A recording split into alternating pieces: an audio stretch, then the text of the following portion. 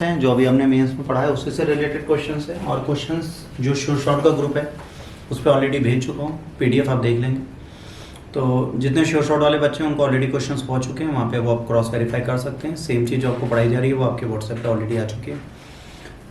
तो यहाँ पर दो क्वेश्चंस आज हमारे सामने हैं जिनके बारे में हमें जानने की आवश्यकता है। Mains writing skill enhancement test की तीसरी टेस्ट सीरीज है आपकी, तीसरे दिन का लेक्चर है। यहाँ पर पहला है, in what ways do Indian Kuwait bilateral relation impact India's energy security and economic interest in Gulf countries. अब यहाँ पर देखिए जो बात पढ़ाई जा रही थी वही चीज इन्होंने पूछ ली कि किस प्रकार से, ठीक है, भारत कुवैत के द्विपक्षीय संबंध भारत की ऊर्जा सुरक्षा और आर्थिक हितों को प्रभावित करते हैं।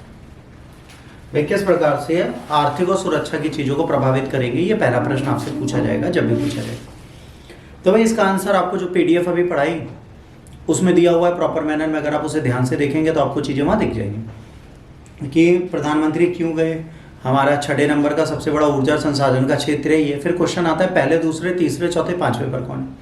उनसे हमारी डिपेंडेंसी का कुवैत से ज़्यादा है, कुवैत की स्ट्रेटजिक लोकेशन हमारे लिए ज़्यादा जरूरी है, इनसे स्ट्रेटजी हमारी ज़्यादा अच्छी बनेगी या अदर नेशंस के साथ इनको हमें कोप अप या बैलेंस करके चलना। तो ये कुछ बेसिक क्वेश्चंस होंगे जिनके आंसर आपको यहाँ पे ढूंढने पड़ेंगे। इसके बाद दूसरा क्वेश्चन है, examining the implications of the China's maritime expansion in the Indian Ocean region on global stability and the regional power dynamics suggest the strategies India could adopt to counter China's ambition and ensure a balance and stable maritime domain. ये question पिछले 5 सालों से घूम रहा है, 2017 में UPSC ने भी पूछा। यहाँ पर बात क्या आ रही है इस चीज को आपको समझना है। ये कह रहा है इंडियन ओशन रीजन, जो इंडियन ओशन रीजन है वहां पर चाइना बहुत ज्यादा अपनी मोनोपोली करने की कोशिश कर रहा है। श्रीलंका पहुंचा, मालदीव पहुंचा, ठीक है, अदर रीजन्स में जा रहा है। तो ये क्यों जा रहा है, इंडियन ओशन रीजन इतना जरूरी इसके लिए क्यों है, आईओआर के पीछे ही क्यों पड़ा हुआ, पहला प्रश्न। तो इन दो प्रश्नों के उत्तर आपको प्रॉपर मैनर में देने की आवश्यकता पड़ेगी। पहला वाला मैंने आपको प्रॉपर अभी पीडीएफ में पढ़ाया है, तो पहले वाले का आंसर हम नहीं देंगे, पर दूसरे वाले का आंसर हम आपके सामने जरूर रखेंगे। दूसरे वाला का जब आप आंसर लिखोगे तो कुछ ऐसे फीचर्स हैं जिनके बारे में आपको पता होना चाहिए। पहला, ब्रीफली मेंशन करना है चाइना की स्ट्रेटजी क्या है मैरीटाइम एक्सपेंशन करने की। ये क्यों करना चाहता है, इसलिए करना चाहता है कि देखिए इंडियन ओशन की अगर आप ध्यान से बात करें तो इंडियन ओशन जो है बेटा वो हमारे सामने है, बिल्कुल हमारे सामने है। और इंडियन ओशन में सबसे बड़ी कंट्री सिर्फ एक है जिसका नाम है इंडिया। इंडिया को छोड़कर कोई बहुत बड़ी कंट्री वहाँ पर नहीं है। और अगर इंडिया को छोड़कर कोई और बड़ी कंट्री वहाँ पर आती है तो फिर ग्लोबल मॉनिटरिंग का कॉन्सेप्ट खत्म हो जाएगा। यहाँ पर ग्लोबल मॉनिटरिंग का मतलब है इंडियन ओशन के सारे नेशंस को रेगुलेट करने का काम सिर्फ एक कंट्री करती है, वो है भारत। अगर चाइना वहाँ पर भी अपनी सिक्योरिटी, अपनी नेवल बेस, हर चीज़ बनाती है तो कहीं ना कहीं भारत को चैलेंज करने की कोशिश करेगी। ठीक, अब इसको कैसे हम देखेंगे स्टेबिलिटी के लिए। पहला, चाइना की मिलिट्री प्रेजेंस कैसे बढ़ रही है। चाइना भले ही हम्बनटोटा गई हो, भले ही मालदीव गई हो, भले ही चटगांव गई हो, भले ही ग्वादर पोर्ट गई हो, वो जहाँ जहाँ जा रही है वहाँ एक ही काम कर रही है। क्या काम कर रही है, वहाँ पर अपनी आर्मी को स्ट्रेंथन करे।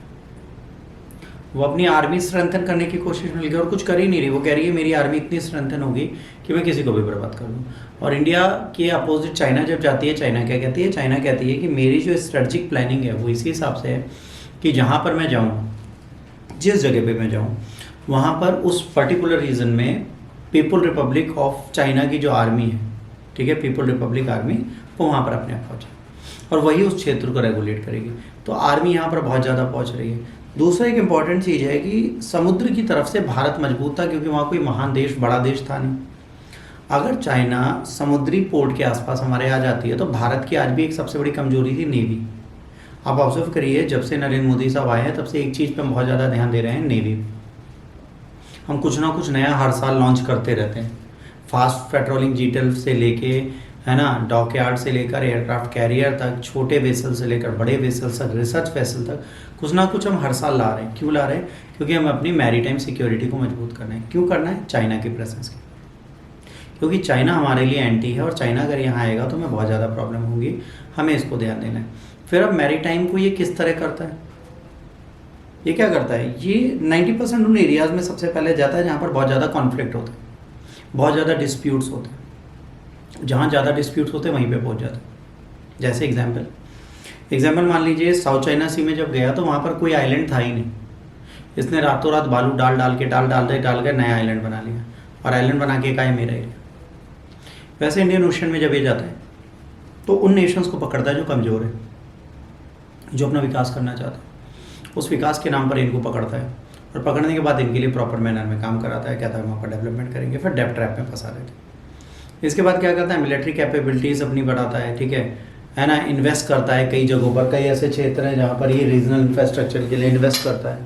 फिर मैरीटाइम डोमेन को बैलेंस करता है। देखिए जहाँ पर अमेरिका बैठा है, जहाँ पर रशिया बैठा है, वहाँ पर ये भी अपनी मैरीटाइम सेंटर्स ला रहा है, ये भी अपने नेवल बेस वहीं पे क्रिएट कर रहा है जहाँ पर ये कंट्रीज बैठी, मतलब ये खुद को ग्लोबल मॉनिटर समझ रहा है। आज की डेट में चाइना ने अपने आप को सुपर पावर बनाने की कोशिश में लगा दिया और वो बन भी जाएगा। क्यों? क्योंकि मैन्युफैक्चरिंग यूनिट है उसके पास।